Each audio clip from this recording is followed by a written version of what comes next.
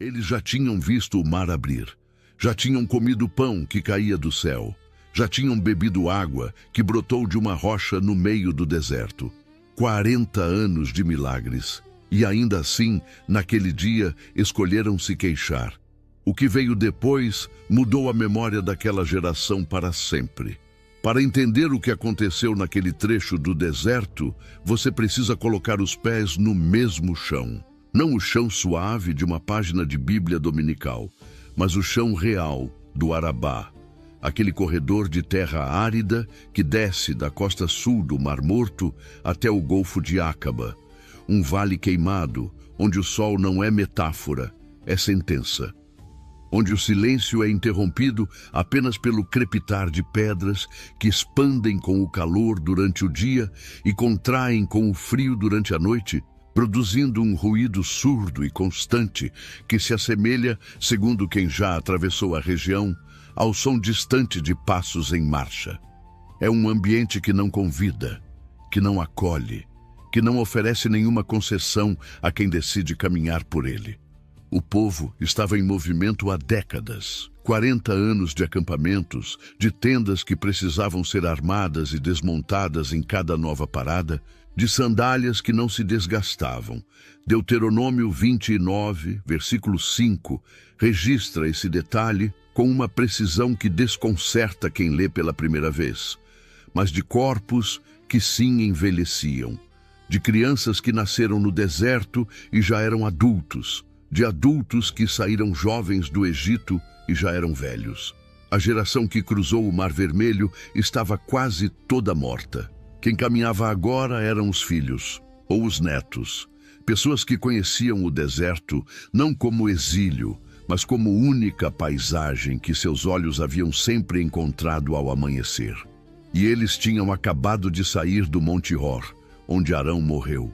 O sumo sacerdote, irmão de Moisés, o homem que tinha entrado no lugar santíssimo anualmente com o incenso e o sangue expiatório, que tinha carregado sobre o peitoral os nomes das 12 tribos em pedras preciosas, tinha morrido no alto do monte. As roupas sacerdotais tinham sido tiradas de seu corpo e passadas para o filho Eleazar, peça por peça, num ritual de transferência soberbo e triste que o povo observou de baixo, em silêncio. A túnica, o peitoral, a mitra, e depois desceram. Números, capítulo 21, versículo 4. Partiram do Monte Hor pelo caminho do Mar Vermelho para contornar o território de Edom. A frase geográfica esconde brutalidade específica. Eles estavam tentando dar a volta ao território de Edom porque os edomitas tinham recusado deixá-los passar.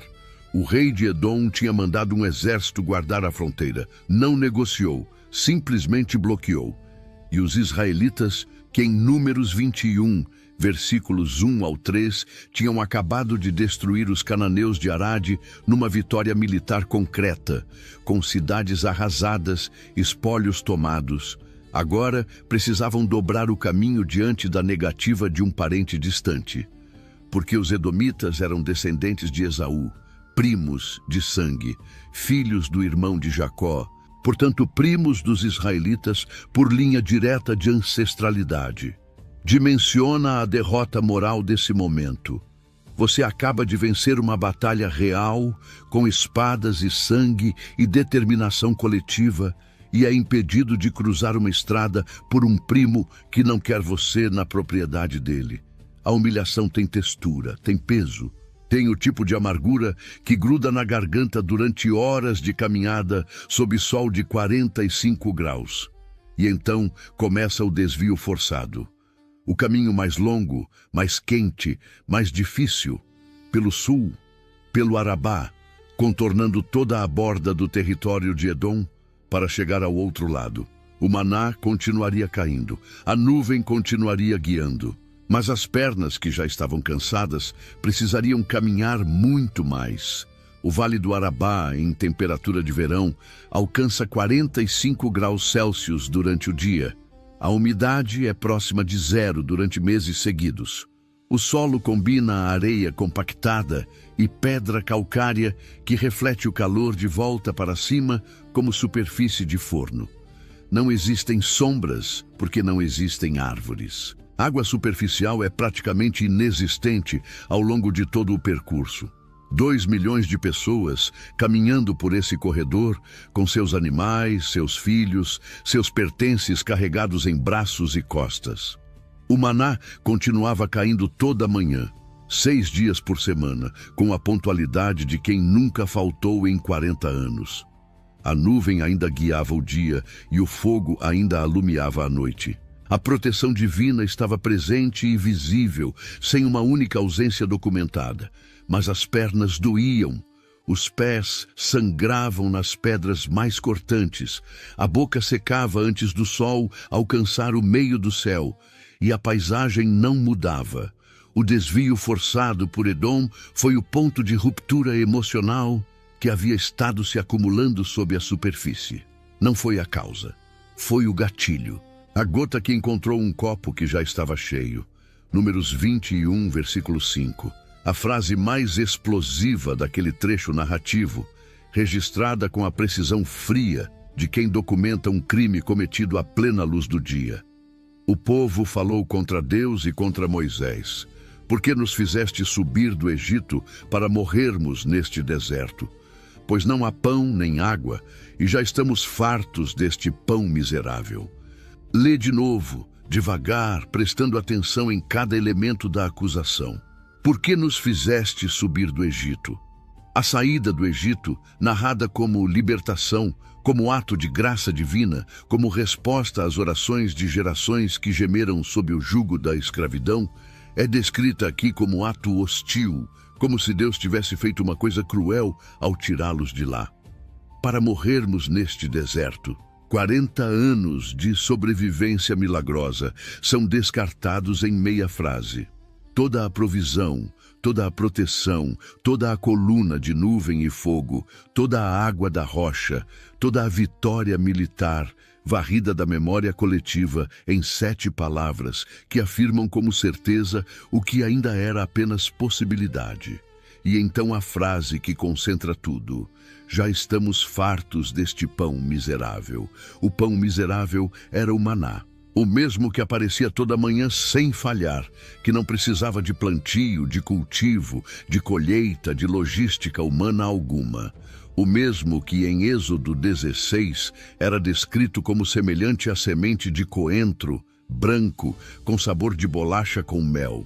O mesmo que em Números 11, versículo 8, era preparado em panelas e tortas, que o povo amassava com azeite e transformava em diferentes preparações. Era comida sobrenatural, produzida fora das leis da agricultura e da necessidade humana, entregue gratuitamente 6 vezes por semana por 40 anos consecutivos. E o povo chamou de miserável. Não era reclamação de fome genuína, era reclamação de enjoo, de monotonia, de cansaço não do deserto, mas da própria provisão que os mantinha vivos nele. A memória seletiva que, como acontecia com frequência mortífera naquela geração, começava a dourar o passado no Egito. Ao menos tínhamos pepinos, melancias, alhos, cebolas e porros, haviam dito em Números 11, versículo 5. Ignorando convenientemente os açoites, o trabalho compulsório nas cidades de armazenamento do faraó, a escravidão de 400 anos, os bebês hebreus atirados no Nilo por decreto real. E eles não murmuraram, falaram.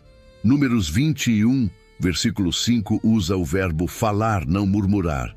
Uma declaração pública de rejeição, uma acusação aberta contra o projeto divino, feita com a nuvem visível acima do tabernáculo, com o fogo visível no horizonte noturno, com o maná no chão ao redor dos próprios pés de quem reclamava. 40 anos de maná, 40 anos de nuvem e fogo, 40 anos de sandálias que não gastavam. 40 anos de vitórias militares contra inimigos que não tinham a menor chance contra a proteção divina. 40 anos de presença real, tangível, visível acima do tabernáculo, todos os dias, sem férias, sem ausência, sem falha. E o veredicto do povo foi: pão miserável. A resposta de Deus não veio em forma de sermão, não veio como advertência paciente, como nova lei ou nova cerimônia religiosa projetada para redirecionar a atenção coletiva. Não veio como privação gradual da provisão, como seria lógico esperar de um castigo progressivo que desse ao povo tempo de recuar. Veio do chão. Números 21, versículo 6. Então o Senhor enviou contra o povo serpentes abrasadoras e elas picaram o povo, e morreu grande número de israelitas. A palavra hebraica usada para abrasadoras é saraf, a mesma raiz que forma serafim, as criaturas celestiais que circundam o trono divino em Isaías 6 e que gritam Santo, Santo, Santo, com asas cobrindo o rosto diante da glória. Aqui, no deserto do Arabá, o mesmo termo é aplicado a cobras que queimam. A picada dessas serpentes causava uma sensação de queimação intensa no local da mordida. O veneno era hemotóxico e necrotizante, atacava as células do sangue, destruía tecido vivo, produzia dor que sobreviventes de espécies similares na região descrevem como equivalente a fogo aplicado diretamente sobre a pele. A região do Arabá, do Negueb e da Península do Sinai abriga algumas das espécies de serpentes mais perigosas documentadas no Oriente Médio. A Equus coloratus, a víbora das escamas cerradas, é responsável por mais mortes por picada de serpente na região do que qualquer outra espécie registrada. Seu veneno destrói as células do sangue, causa hemorragia interna, produz necrose visível ao redor do ponto de entrada. Uma pessoa adulta picada sem tratamento adequado enfrenta risco real de morte dentro de 24 a 72 horas. Em território de acampamento permanente, onde o solo é perturbado diariamente por pés humanos, crianças que correm e tendas que são armadas e desmontadas, as serpentes que habitam a região são deslocadas de suas posições habituais e, quando deslocadas, reagem com a velocidade característica das víboras, medida em frações de segundo. Pensa no caos daquele momento. 2 milhões de pessoas em acampamento no deserto, tendas armadas rente ao chão de areia e pedra, crianças dormindo, idosos sentados à sombra dos tecidos ao entardecer, animais amarrados às estacas. E de repente o chão se torna perigoso de forma que não pode ser tratada como um incidente isolado. Você pode matar a cobra que vê diante de você. Você não pode matar todas as cobras que não estão na sua linha de visão. E no deserto, em acampamento, com o calor que atrai esses animais para a sombra de tecidos e corpos humanos, a invisibilidade das serpentes era a dimensão mais apavorante de toda a situação. A picada chegava antes do aviso, o queima antes do grito. Morreu grande número de israelitas. O texto não dá um número exato, e essa ausência de número é mais pesada do que qualquer estatística poderia ser. Porque quando a Bíblia quer dar números, ela os dá com precisão cirúrgica. Números, capítulo 1. Lista recenseamentos inteiros tribo por tribo, número por número, sem arredondamentos.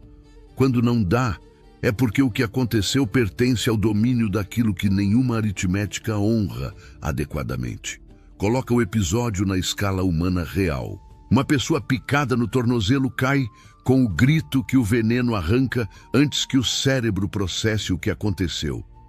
Os que estão ao redor recuam com medo de que haja mais serpentes naquele ponto. O veneno hemotóxico se espalhando pela corrente sanguínea produz febre alta em horas, convulsão, necrose que escurece ao redor da picada com velocidade que assusta. A dor, segundo relatos documentados de sobreviventes de picadas de espécies similares, é comparável ao calor de metal em brasa pressionado contra a pele de forma contínua.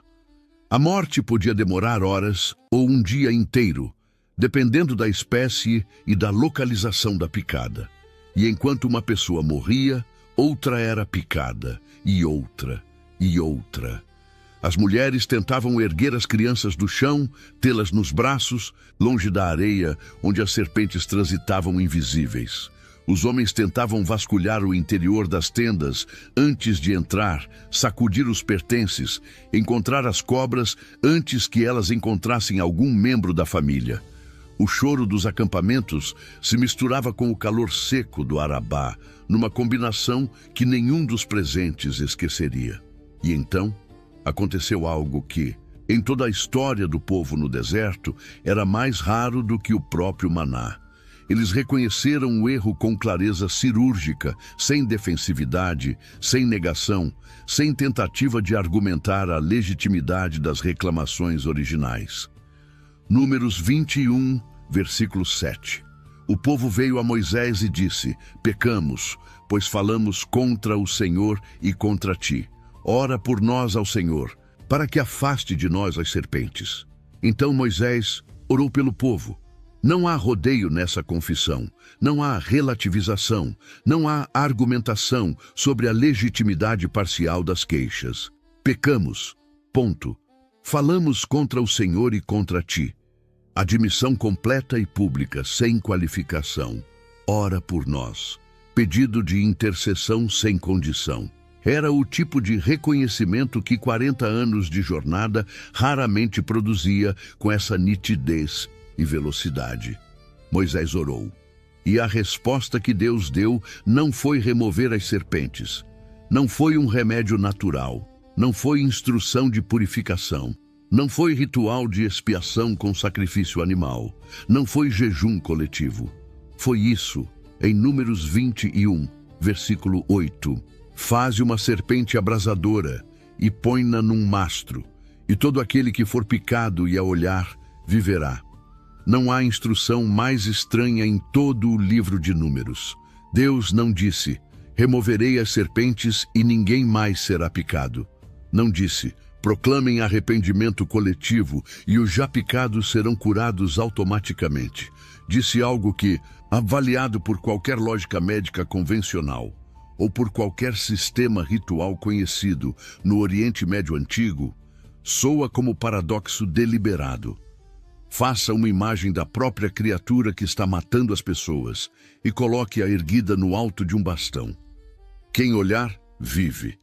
A mesma forma que matava, usada como instrumento de cura. O mesmo símbolo que carregava terror e morte e dor de queimação, transformado em ponto focal de salvação. Moisés executou a instrução com a exatidão que havia aprendido nas décadas de obediência. Fundiu bronze. E aqui o texto hebraico usa uma aproximação sonora que parece intencional. Nahash Neshoshet, serpente de bronze, onde as palavras ressoam entre si como se o próprio idioma estivesse destacando a coincidência, modelou a forma de uma cobra e a ergueu num mastro no meio do acampamento em ponto visível do máximo número possível de tendas. Observa a logística daquele momento. No meio do caos de picadas e mortes e gritos e pânico coletivo, um homem de mais de 80 anos precisou encontrar bronze disponível no acampamento. Improvisou fundição em temperatura de deserto que já chegava a 45 graus. Trabalhou o metal quente até moldá-lo na forma de uma cobra com a cabeça erguida. E então ergueu o objeto num mastro de madeira e anunciou ao povo: olhem, só olhem. E aqui está a questão que os estudiosos de diferentes tradições, teológica, médica, psicológica, continuam formulando sem resposta definitiva. De que maneira a visão deliberada de um objeto de bronze pode neutralizar veneno hemotóxico circulando ativamente na corrente sanguínea de um ser humano? Não há resposta farmacológica para esse intervalo entre estímulo visual e resposta orgânica ao veneno. O mecanismo, avaliado em termos de causa e efeito físico verificável, permanece inexplicado. Mas há algo que o mecanismo exigia que merece atenção mais cuidadosa do que a pergunta farmacológica. A cura não vinha automaticamente para quem estava picado. Não era transmitida pelo ar. Não dependia da distância física em relação ao mastro. Não requeria que um sacerdote fizesse a mediação. Não precisava de cerimônia coletiva. Requeria um ato pessoal, individual, deliberado e intransferível. Virar o rosto na direção do objeto que representava exatamente o que te feriu e manter os olhos abertos diante dele. Você precisava olhar para a serpente. Não era tarefa de outro fazer em seu lugar. Não havia substituto possível para o movimento de cada pessoa, de cada corpo picado, de cada membro de família caído com o veneno em funcionamento dentro do organismo.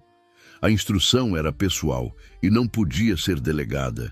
Coloca na situação de quem estava com o veneno se espalhando pelo corpo, com a dor de queimação progredindo, com a febre subindo. O instinto natural, universal, biologicamente enraizado quando algo te fere, é se afastar da fonte da ferida.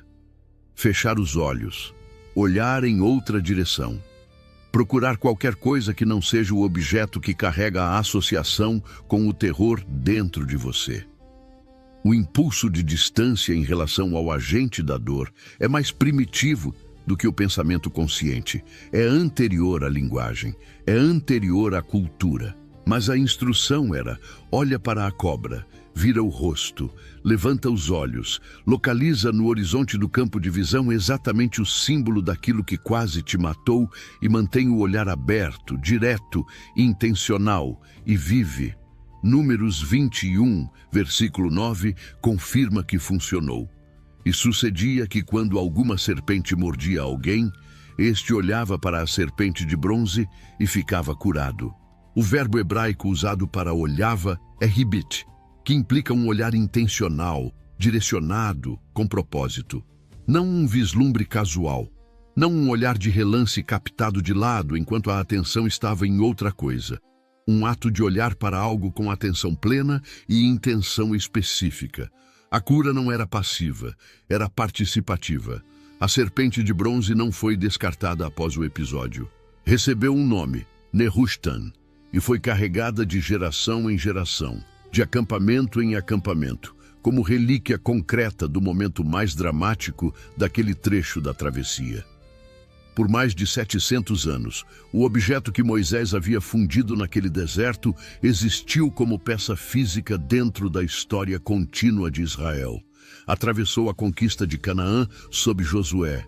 Sobreviveu ao período dos juízes, com seus ciclos repetidos de apostasia e restauração. Esteve presente enquanto Davi estabelecia Jerusalém como capital, enquanto Salomão construía o templo, enquanto o reino se dividia em norte e sul.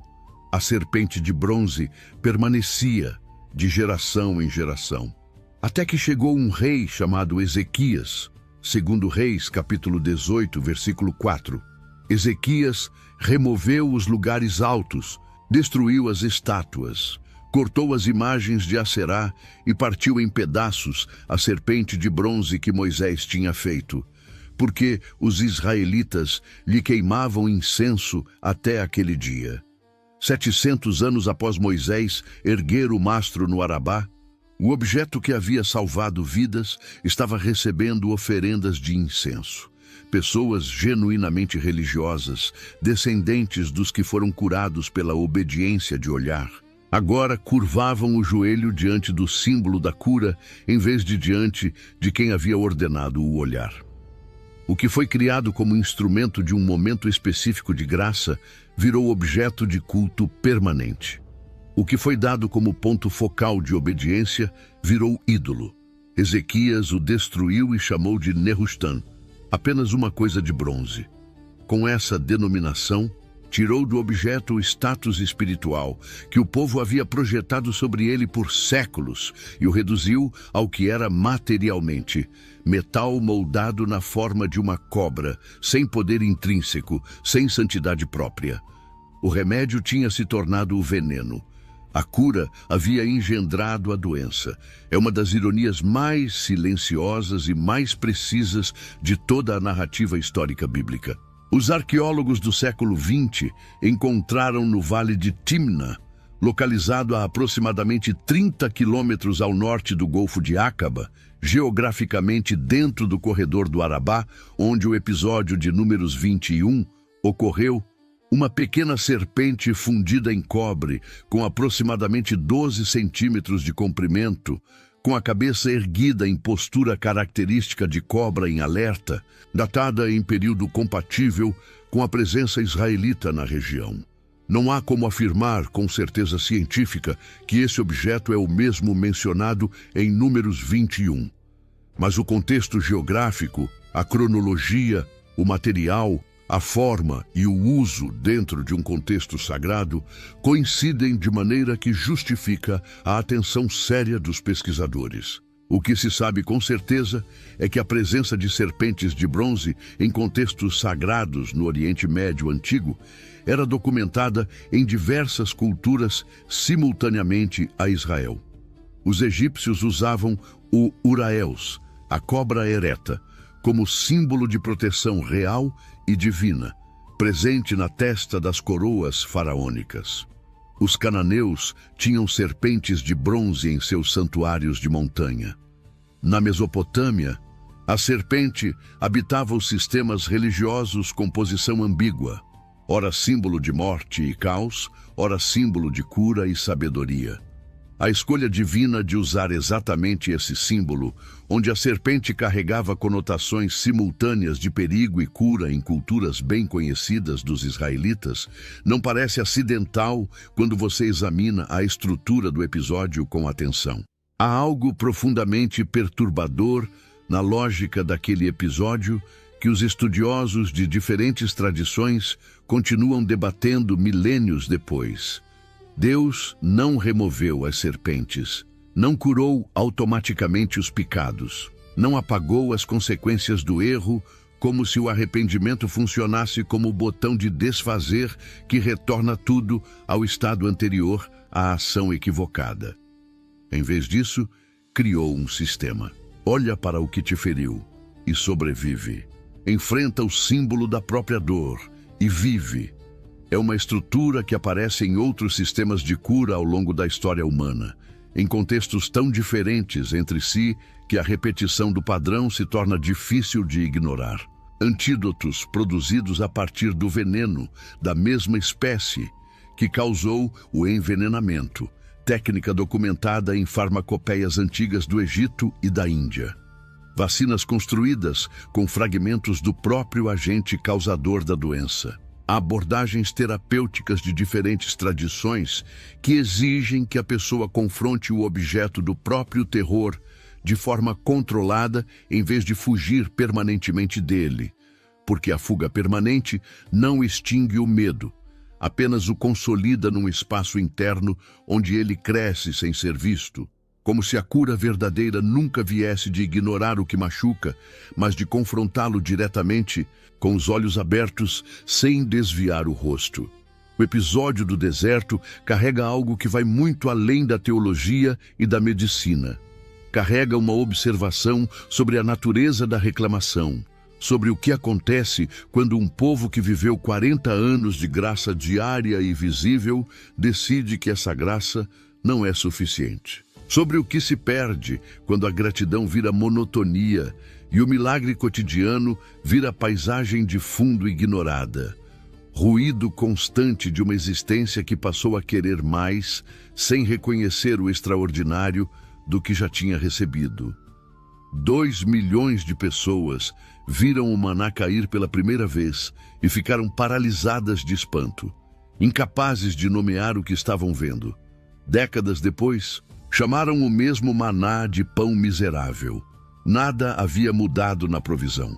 O que havia mudado era a capacidade deles de enxergar o extraordinário dentro do que havia se tornado ordinário pela repetição, pelo anestesiamento gradual que a familiaridade produz em qualquer ser humano que não cultiva ativamente o espanto. E as serpentes vieram, não para aniquilar o povo. Se fosse para aniquilar, teriam chegado antes e de forma diferente, vieram para sacudir o sistema de percepção que havia anestesiado diante de décadas de provisão garantida. O desconforto agudo e brutal do veneno, que matava em horas com dor insuportável, colocado diante do desconforto lento e invisível da ingratidão crônica, que corrói em anos sem que ninguém note o processo acontecendo. A crise visível revelando a crise invisível que havia precedido e gerado a reclamação. E então, o antídoto mais improvável possível: olha para aquilo que te feriu. Não vire o rosto, não finja que não existe, não construa proteções ao redor de si mesmo para garantir que o símbolo da dor nunca entre novamente no campo de visão. Enfrenta diretamente, com o olhar aberto e intencional, o que mais se tem vontade de não ver. Aquele deserto no Oriente Médio guardou em bronze e serpente e mastro de madeira, erguido no meio de um acampamento em crise, uma lição que a humanidade ainda não terminou de aprender. O que te faz crescer raramente é o que te conforta. O que te cura raramente está no lugar mais fácil de encontrar. E às vezes, a única saída disponível é olhar diretamente para o que mais dói, não para glorificá-lo, não para transformá-lo em ídolo, como Ezequias descobriu 700 anos depois, ao quebrar a peça de bronze que havia virado objeto de culto, mas para reconhecê-lo pelo que é, integrá-lo à própria história, sem permitir que ele escreva o fim da história e seguir caminhando. O bastão de Moisés não está mais erguido naquele deserto. A serpente de bronze foi destruída há mais de 2.700 anos, quebrada em pedaços por um rei que a chamou de coisa de bronze e jogou fora. Mas a estrutura daquele encontro, a picada, o reconhecimento do erro, o olhar que cura, permanece como uma das narrativas mais perturbadoramente honestas sobre a condição humana que qualquer texto antigo produziu. E a pergunta que aquele episódio faz ao leitor, atravessando milênios de distância com a pontaria de algo que não envelhece com o tempo, continua sem resposta fácil. O que você está recusando olhar diretamente que ainda está te envenenando por dentro?